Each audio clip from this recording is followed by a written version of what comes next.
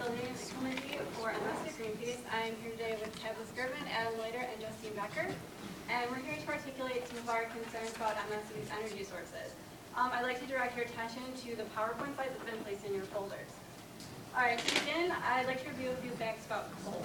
First of all, MSU has the largest on-campus coal plant in the nation. We give off a 600-mile radius of pollution. Now what that means for us and the rest of the world is that we contribute to global warming. Coal burning is known to contribute to global warming through carbon dioxide emissions. Right here in Michigan, that means we're going to see reduced usability of the Great Lakes, which will damage the shipping industry, as well as higher temperatures in the winter and summertime, damaging the winter activities industry. Both of these things will cause further damage to Michigan's already battered economy. In addition to that, the higher temperatures in the summertime will contribute to a rise in heat-related mortality. Now, this isn't the only health spectacle of the heat-related mortality. There are other effects, including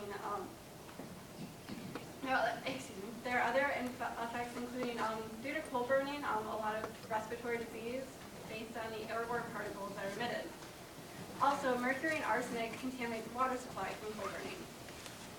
Coal mining also contributes to health problems also.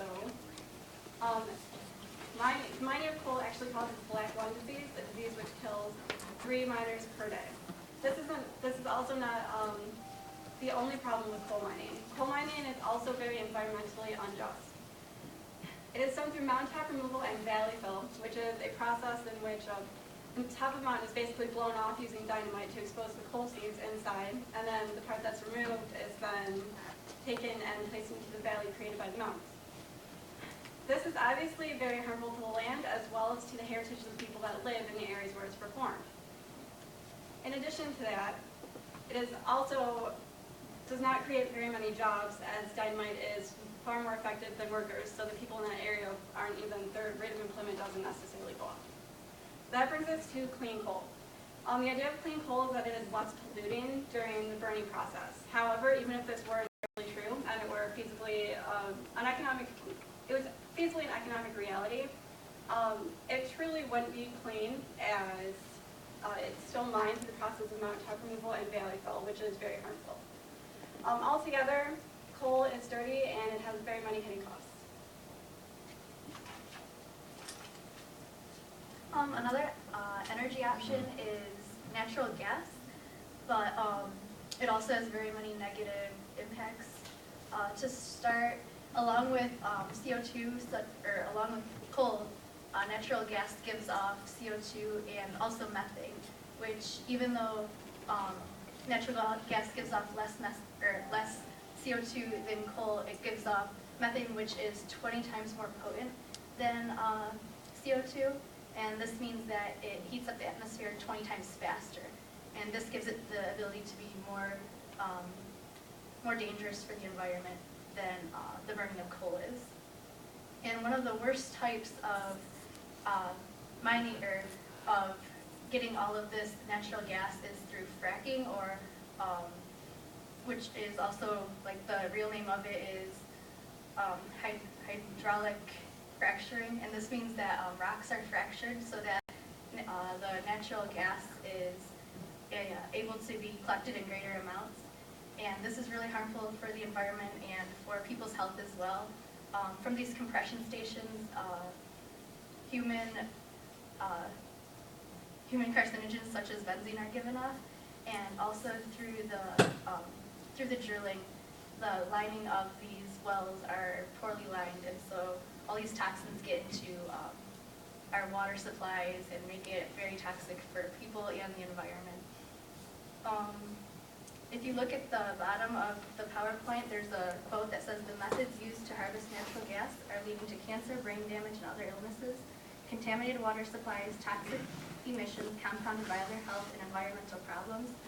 This quote is from Josh Fox, who is the director for a documentary about natural gas called Gasland, and it's just giving off more information about the negative impacts of natural gas. So because of its CO2 emissions, along with the methane emissions and the problems for people's health and the environment,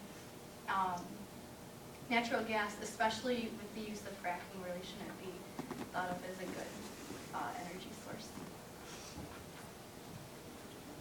Hello, my name is Adam Leiter. I'm the research coordinator for Michigan State University Greenpeace.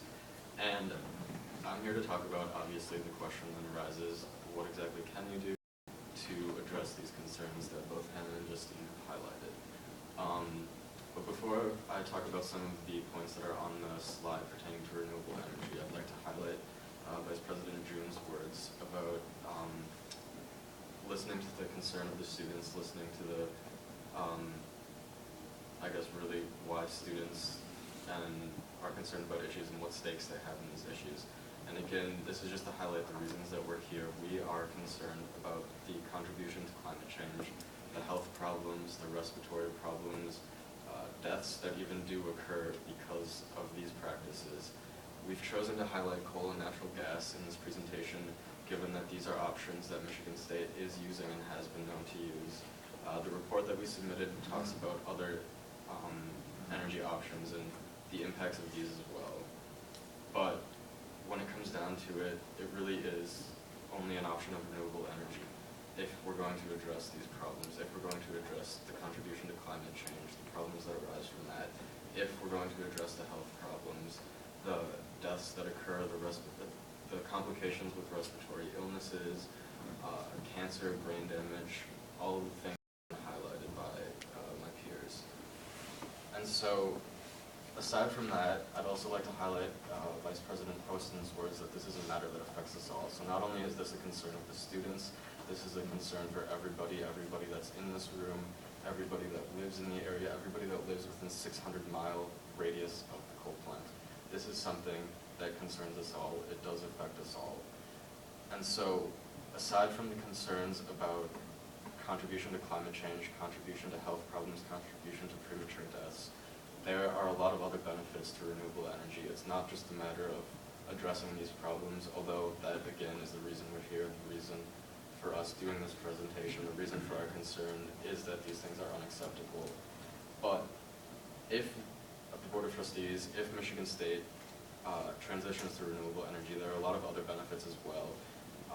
Both Vice President Poston and President Simon, when talking about the Bailey and Rather Hall project, mentioned the fact that it's something they're also happy about because it will generate community benefits such as jobs. Renewable energy is something that can generate a lot of jobs. It's going to be something that will make Michigan State University very competitive. It will attract a lot of environmentally minded students and faculty. It's something that Michigan State really has the opportunity to take a lead, to take initiative, and to lead this energy revolution, something that is going to be necessary over the coming years. It's just a matter of time. If you look at the evaluations of climate change, the scientific reports and studies that have been done, this is really a matter of when, not if.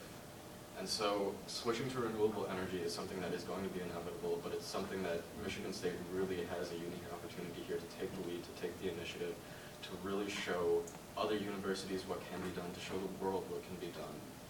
And this is something, if you look at other universities, I believe University of Wisconsin and UNC Chapel Hill have been highlighted.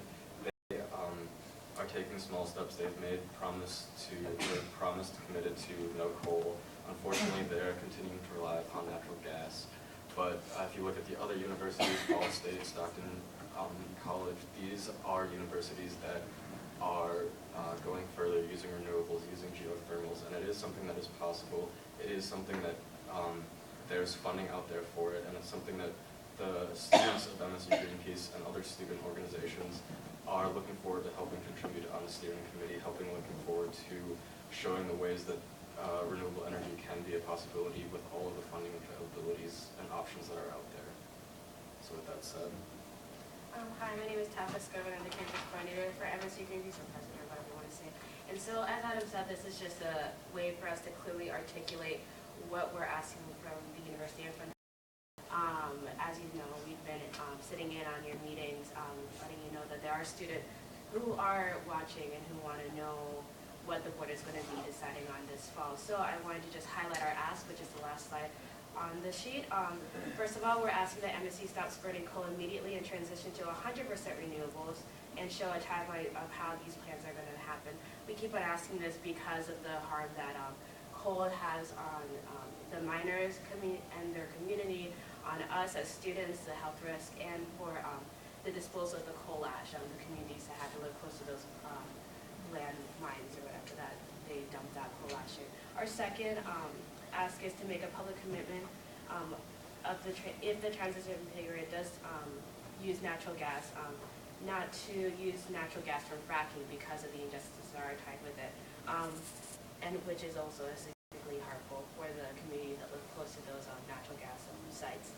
Our third ask is that if MSU, the board cannot commit to 100% renewables right away, but they can still institute a periodic review of every 3 years or so, going back to this issue and seeing how MSU can be transitioning off to renewables as the technology gets better and as things get cheaper.